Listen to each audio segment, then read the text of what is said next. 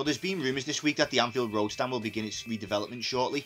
I can't confirm whether this rumour is actually true or not. All I'm going by is this picture. But what I can say is there has been reports in the media this week that a meeting will take place next week to determine whether the plans can actually be given the green light to go ahead. So we decided I'd talk about the topic anyway, as the stadium situation is somewhat of an issue for most Liverpool fans. You must have been at the top of your fucking class. First of all, the Echo reports Liverpool FC's plans to expand Anfield Stadium could be approved next week, though the club is set to face opposition to its proposals from a number of groups.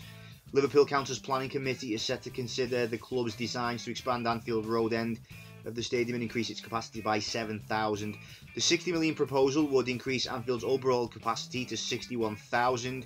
If approved next week, it would take Fenway Sports spending on infrastructure at the club beyond the 200 million mark after the £110 million main stand redevelopment in 2016 and the 50 million AXA training centre at Kirkby, which officially opened earlier this month. Documents published today indicated the city's planning department is recommending the council's 11-person planning committee approve the plans. The application would also see the development of a new family fan zone, hospitality lounges and a range of other facilities. Now the reason this is big news for Liverpool fans is we all know that Anfield, the holiest of shrines though it may be to some of us, just is not big enough for Liverpool Football Club. We have something ridiculous like 25,000 on the season ticket waiting list, with probably double that trying to get on it, and another few times that number dotted around the Northwest in general who would love to go to the match but just don't bother because they know tickets are like fucking gold dust here. Liverpool have the biggest fan base in Britain along with Man United, and we are second only to them globally out of all the British clubs.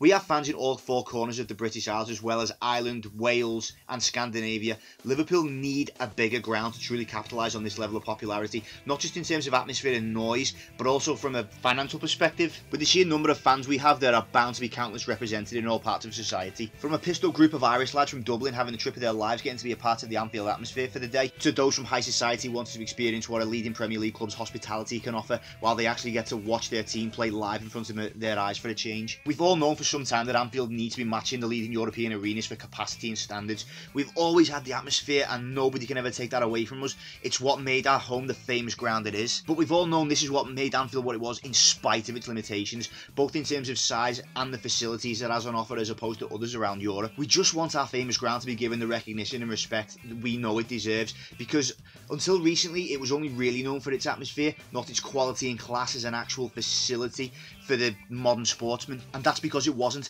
Anfield was a ground stuck in the early 90s until the main stand was redeveloped in 2016, which is arguably the best thing FSG have done for the LFC so far, along with hiring Jurgen Klopp, in my opinion. God bless that German fucker. We do love you, Jurgen, but do us a favour and stay until you win more titles or Champions Leagues than Fergie. We know you can do it, big man.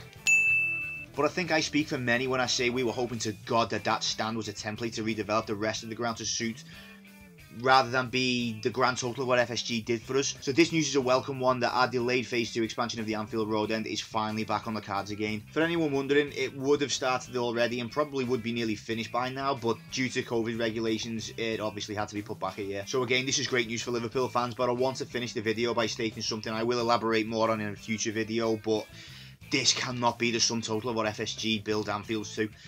60,000 is not big enough for Liverpool Football Club. We have tens, maybe hundreds of thousands of fans across the Northwest, North Wales, Ireland, Scandinavia, etc., who are actually willing to regularly go to Liverpool games.